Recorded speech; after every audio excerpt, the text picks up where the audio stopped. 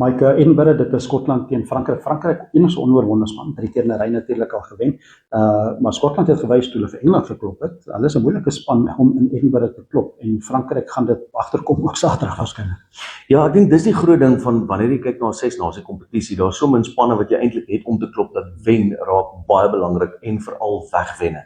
So Frankryk sal wel wys dat hulle 'n goeie toerspan is, om hulle hand, wat reeds een hand op die trofee is, net daai tweede hand so bietjie onder hom te sit, om te sê ons ondersteun hom, ons verdedig hom suksesvol. Skotland daarteen gaan wil wys dat hulle nog steeds 'n kans staan om die trofee te wen.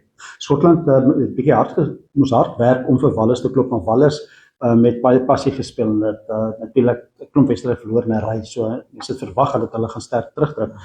Frankryk weer is het goeie momentum. Dit het goeie spelers, Antoine Dupont is fiks, as hy altyd spelers het bepaal sterker. So dit het 'n effek, maar daar's ietsie in Skotland se rugby. Finn Russell byvoorbeeld op loskaart, die effek van so 'n speler. Hy kan vir die wedstryd op sy eie wen. 100%, en as Finn Russell eers daai generaalrol begin vertolk en hy raak gemaklik met sy wedstryd en hy begin planne uitvoer en hy raak amper half asof hy 'n sewees of 'n touchies toernooi begin speel in hierdie wedstryd. Hy kry dit reg om spelers in 'n halwe gaping weg te plaas, spelers hardloop van hom af. Hy is inderdaad 'n generaal op die veld. En as hy eers daai rol begin vervul, dan maak dit baie moeilik vir die oppositie. Die Franse span daarteen het daai momentum. Die vraag wat ek het is, op watter punt gaan daai skaal dan nou begin tip? En is Skotland die een wat so 'n bietjie gewig op die ander kant van die skaal gaan sit?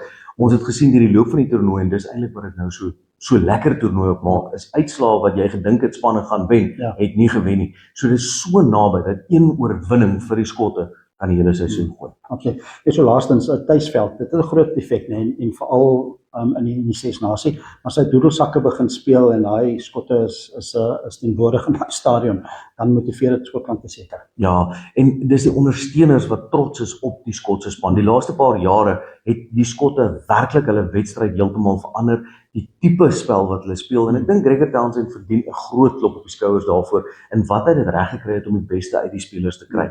Ek dink 'n kompetisie soos die Verenigde Rugby Kampioenskap help dit ook, want die beste van die beste franchises word dan nou gekies ook, en dat die sterkte van die franchises dra deur na die internasionale spanne het ons al veel keer gesien. Maar Skotland is werklik merkwaardig, en tuis in Edinburgh met daai doedelsakke met die ondersteuners, jy gaan jou keer moet ken.